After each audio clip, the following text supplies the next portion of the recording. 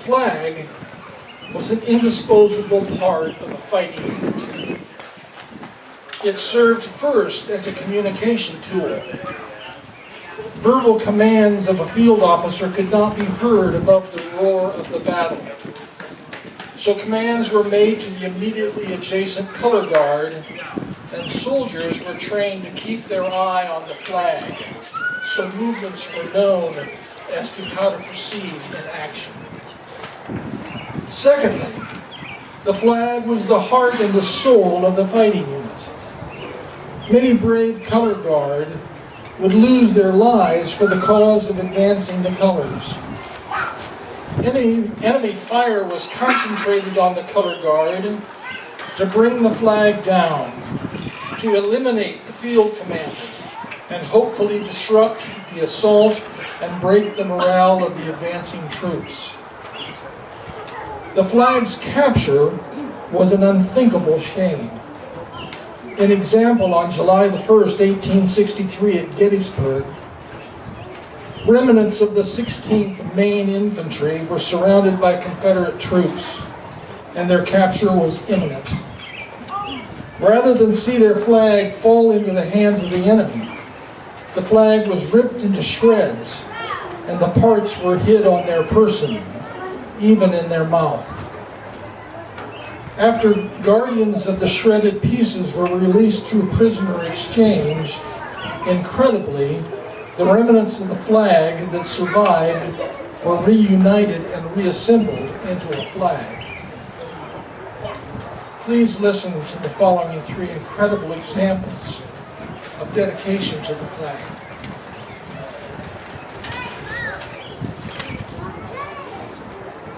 The first is about a soldier, though we do not know his name. The famous American author and poet Walt Whitman writes of a personal experience that he had while serving as a nurse in a field hospital in Washington, D.C., tending to the dying and the wounded.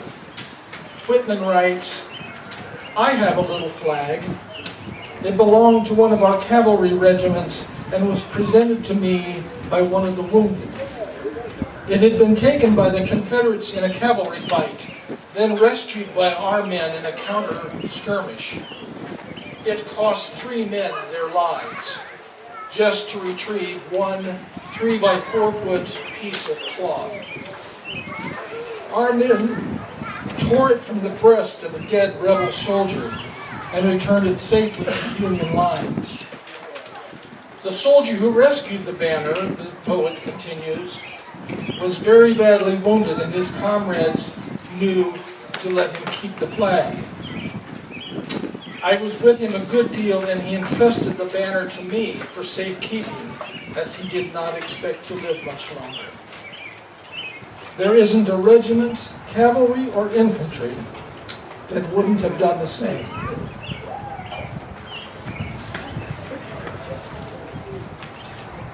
The second story.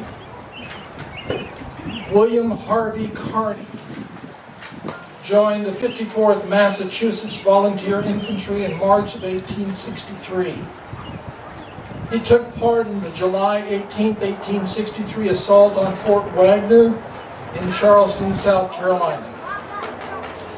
While advancing on the fort, the color guard was killed.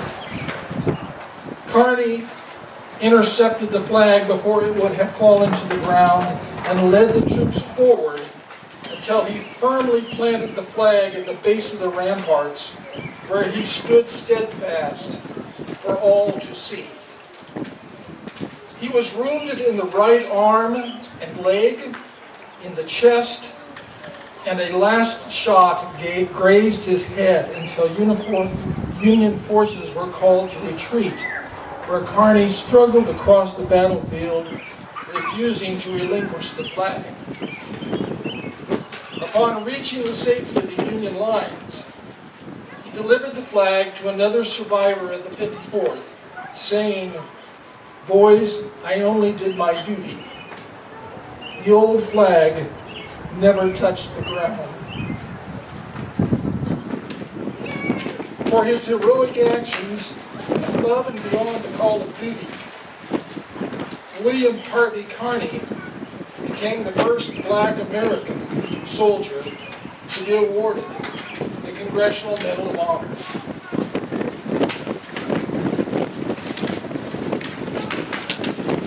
And finally, a little closer to home. On April the 24th, 1861, Walter P. Twombly of Keosauqua, Iowa, enlisted in the 2nd Iowa Volunteer Infantry Regiment at Keokuk, Iowa. In February of 1862, the 2nd Iowa Infantry Regiment was incorporated into the Army of the Tennessee under the command of Ulysses S. Grant. On February the 5th, 1862, the Army of the Tennessee advanced on Fort Donelson. During the battle, Twombly picked up his regiment's national colors after the color sergeant and 2 other corporals had been killed or wounded beyond their ability to continue the advance.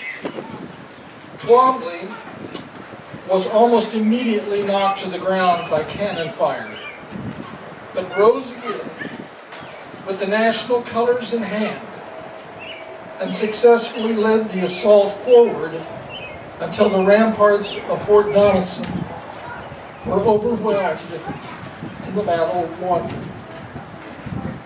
Twombly was promoted to sergeant and awarded the Congressional Medal of Honor for his heroic actions that day. Twombly would later be elected mayor of Keosauqua, Iowa, and later yet, elected treasurer of the state of Iowa. Twombly rests at Pittsburgh Cemetery, north of the Des Moines River and the city of Keosauqua, on the road to Troy, Davis County, Iowa. Of the 41 million men and women to wear the United States military uniform in service of our country, just over 3,500 Congressional Medals of Honor have been awarded for valor above and beyond the call of duty. A great number of those brave souls have been color guard, bearers of our national colors in battle.